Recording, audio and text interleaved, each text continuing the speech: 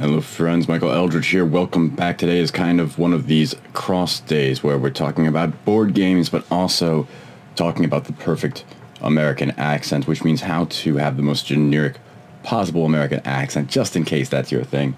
A cat might want to jump up here at some point, but let's jump into it because I'm curious to talk about some of the top ranking thematic games on Board Game Geek.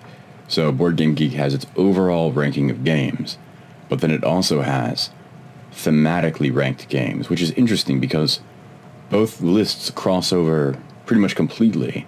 But in the thematic listing, if a game is very highly themed, rather than being very abstracted or non-thematic, that will influence its rank higher. And keep in mind that rank is not the same as the most highly rated in terms of best reviews by everyone. It doesn't even necessarily mean most popular. It's a mishmash, an amalgamation of different corresponding factors, different factors competing to push its rank higher, which includes how much life that it's able to have, how volatile or not fans of it are, how popular it is, how well loved and liked it is, etc. So rank really doesn't tell us much, but it gives us a general idea about how good this game is considered to be. And this is, again, the thematic rank. So let's read off some of the games, and what I'm going to do is tell you a little bit about the games that I know about. That doesn't mean I played them. In fact, my listing of reviews for this is well out of date, so many of these I've played, but I haven't given a review yet. And likewise, many I've given a review, I would change it by now, probably, or would have a different one. So let's start with the top ranking. My cat is near the router. Okay. Gloomhaven. Gloomhaven came out last year. It is huge, making giant splashes. From what I understand is that it has very much a role-playing, puzzly, highly themed element to it. A mix of those different elements, I should say.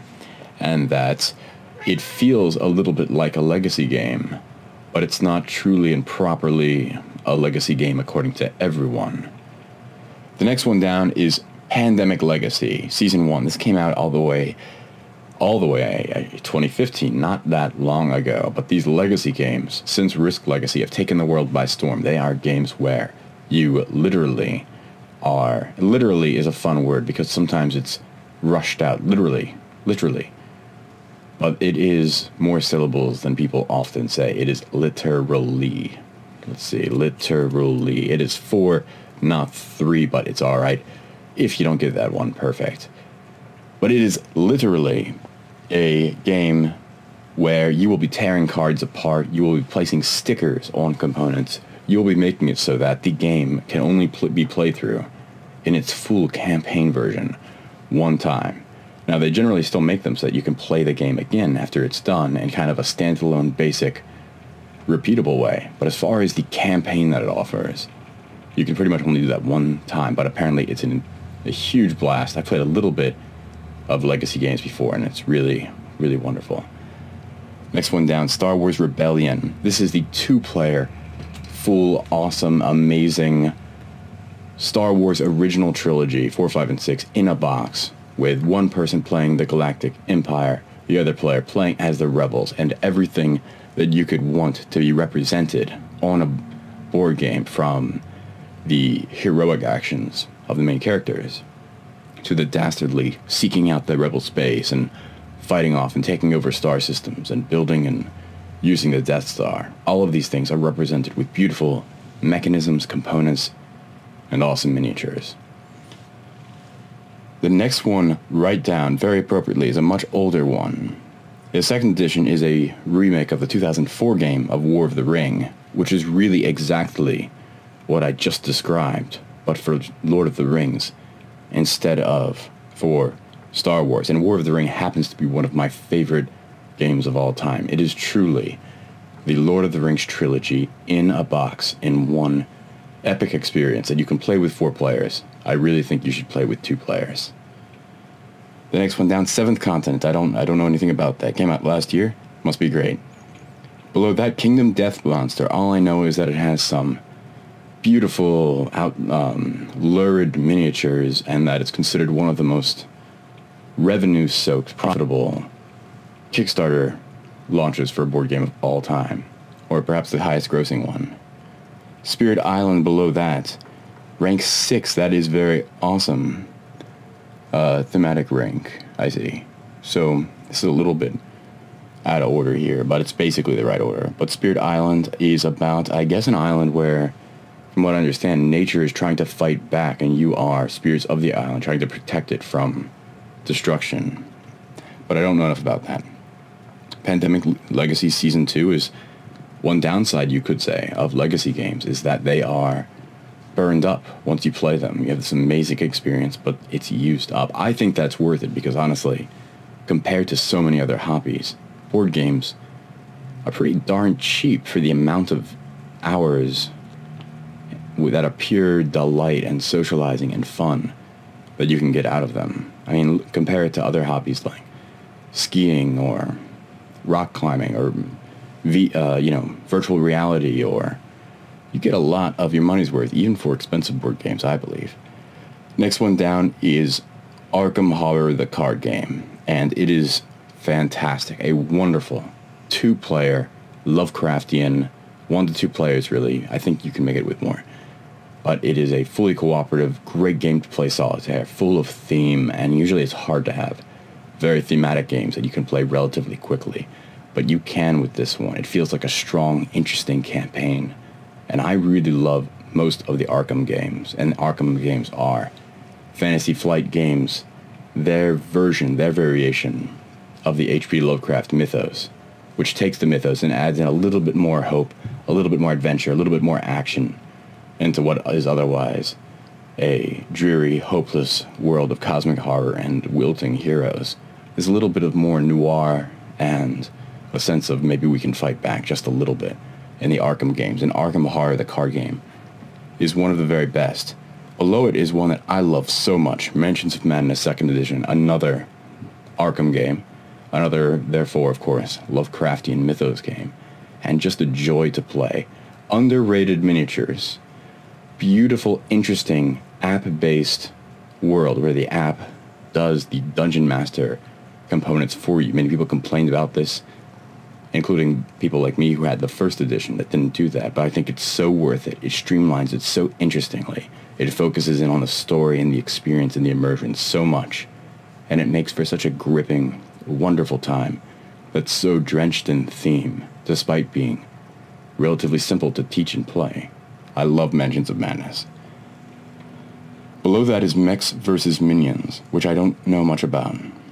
Below that is Mage Knight. This was ranked near number 1 for a long time. Came out in 2011. And this is a really interesting one, because in some ways it's not very themed, but in other ways it's very heavily themed, and every part of the theme is represented through interesting mechanisms, and yet there's hardly any flavor text, or fluff, as it's called.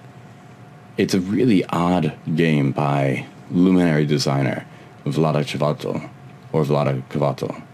a Czechoslovakian designer who is truly brilliant. Mage Knight, it's hard to what to say with it. It's a favorite of mine, and yet I also strangely resent it for its complexity. Oddly, even though it can be played with 4 players, it's best to play with 1 player solo or 2 players. Very strange RPG open world adventure experience, but really lavish and rewarding. Below that, Star Wars Imperial Assault. This is the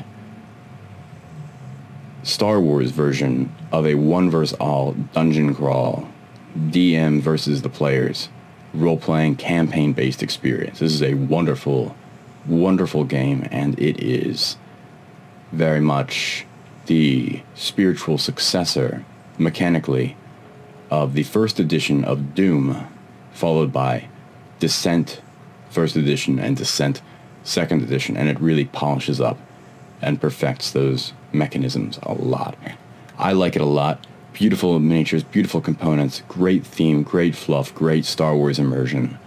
Wonderful game to play as part of a campaign. Below this, Blood Rage. Blood Rage is one of my favorite, sometimes called light, but that's only because the threshold for what makes a war game heavy seems to be so either that it's so complex or so long that it's barely manageable to get regular humans to want to play it often, unless that's all they do. Blood Rage is a, therefore, light war game. Light in the sense that Kemet and Chaos in the Old World are light, and all three of those are brilliant and wonderful war games, conquest games, area control games. The line between those three categories is more fuzzy than people would like to admit. But Blood Rage gives you a taste of all of that in what feels a bit like a puzzly, almost abstracted mechanism, but through the art, aesthetics, and the way the mechanisms are implemented becomes heavily thematic, despite feeling very much, in some ways, like a Euro game. It's truly a beautiful and fun Nordic invasion, Scandinavian, Ragnarok, into the world, Norse mythology. Awesome game. 15, Robinson Crusoe. Adventures on the Cursed Island. Now, I hear this one's a little bit overly complex for what it is, but people really love it, and as far as being a cooperative adventure game, this is considered just one of the best that there is, with many different replayable scenarios, and just a great time. Twilight Imperium, 3rd edition, and I guess there's 4th edition now, also. Well, Twilight Imperium is a long game, at least 6 hours, I understand it to be. That is a 3x game, expansion, extermination, lots of X's, and just like most things that have multiple X's, few of them start with an actual X. They start with something else like an E. Expansion, but it is a true civilization building, trading, empire creation, war, conquest, intergalactic experience, and apparently quite a true, fun, rewarding blast. Too Many Bones is... I'm jumping a bunch here, sorry. Time Stories. I hear Time Stories is it like a legacy game? I might be misremembering. I don't know much about it except that you move through time, and therefore it's fun because you get to experience different parts of history. But it is apparently just really high quality. I don't know much beyond that. Eldritch Horror is another one that is favored, which is why I'm so lucky. My name is Michael Eldritch, and I love Eldritch Horror. I think it's fantastic. It is also a long, lavish game, shorter when everyone's played it before, but it's sometimes rare that there's not at least one new player. It works well with different player counts, but 4 players is truly where it shines. I do recommend people use different house rules to either streamline certain mechanisms, perhaps getting rid of the rumor cards and replacing them. That's controversial whenever there's new players present, etc. But even if you don't tweak it at all, even if you just play it out of the box, and even if you don't play it with exactly 4 players, as long as everyone's in the mood for a long night of fun and horror and adventure, it is Lovecraftian fantasy fight games Arkham World again, though. Mythos, but tied in with an open world, map of the world, Indiana Jones. There's portals to other worlds and dimensions and side maps and expansions and stuff like that as well. But it feels like Indiana Jones and pulp adventure and fun action meets gritty, disgusting, cosmic horror and almost noir, nihilistic dread and despair. And it doesn't sound that fun to describe, but it's one of the most fun experiences ever, and it's one of my favorite games ever. Too Many Bones beneath that. I've only played another game that I have and I like a lot, called Triplock, but it's made by the same producers, and they famously get away from cardboard and try to use just nice chunky plastic bits and much more durable pieces that are not paper-based, which is an interesting move. And Triplock is high quality, and apparently this is a very good game as well. Then Sherlock Holmes, Consulting Detective, the Thames Murders and other cases.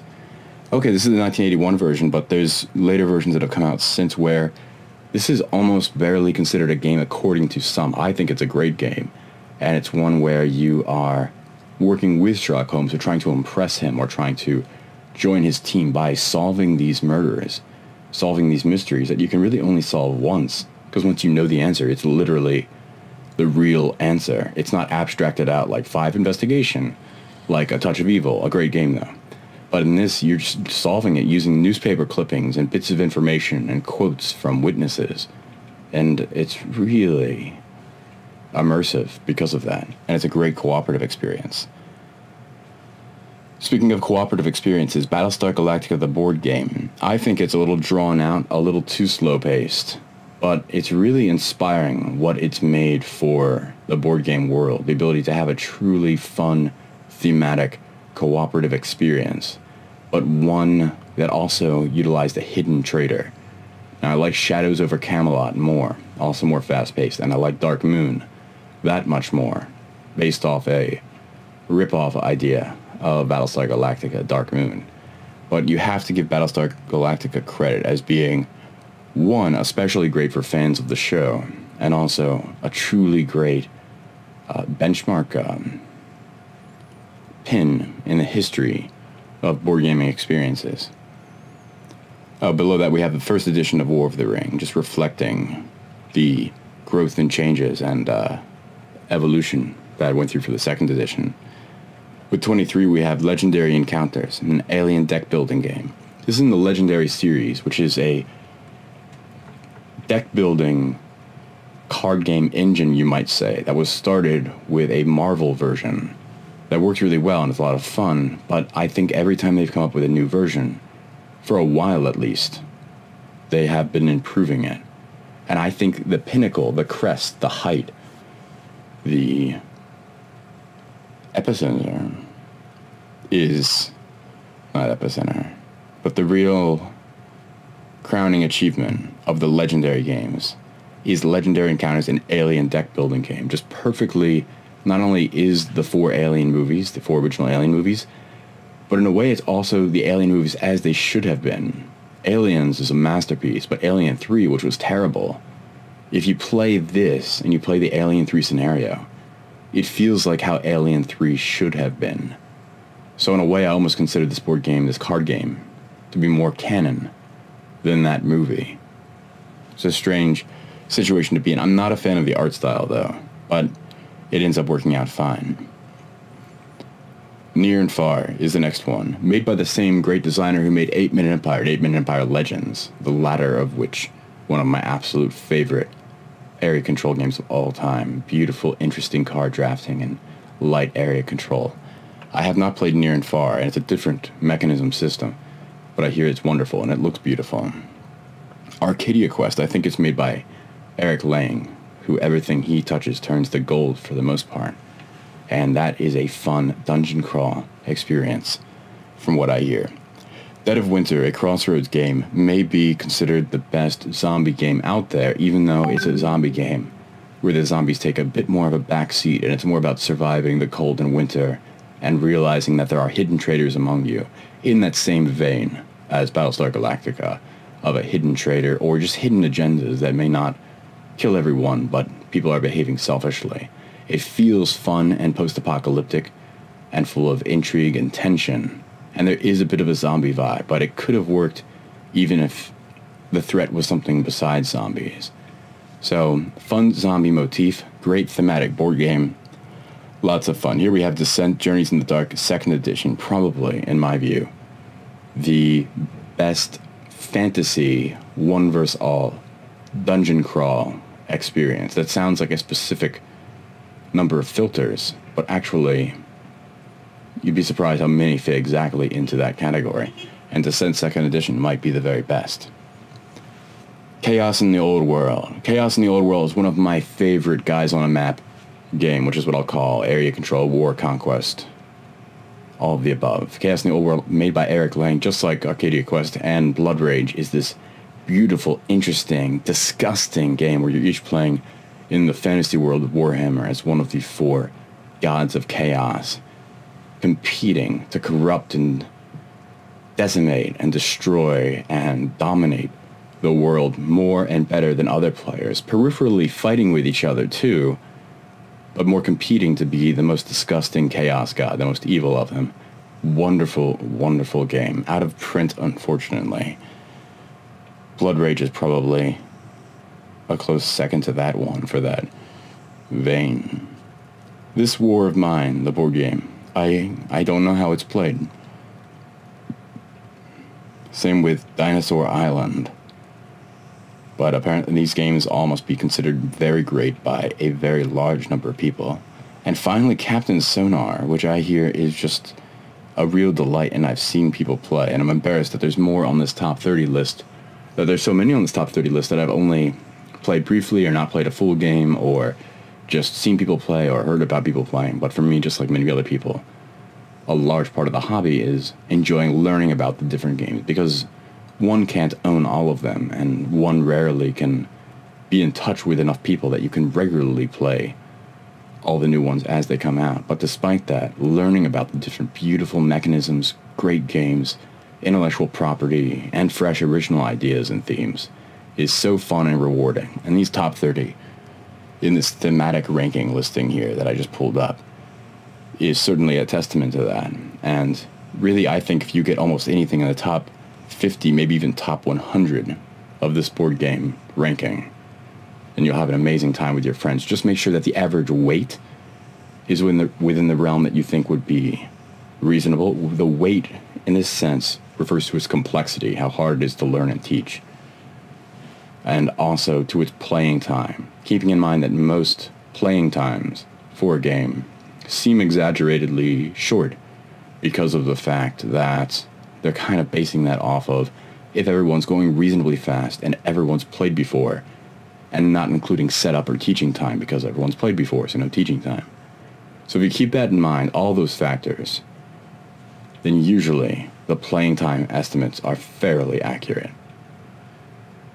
Thanks very much for checking in with me on this list. I appreciate it a lot. Hopefully we can have a little bit of fun enunciating every word as correctly as we can without sounding overly like a robot and staccato. We don't want to do that either. That's annoying. We dislike people who do that. We want to find that happy medium of being casual American English speakers while enjoying a rich plethora of different hobbies and interests, including the world of really high quality board games and hobby games, tabletop experiences. Thanks again. I'm Michael Eldridge. I'll see you next time.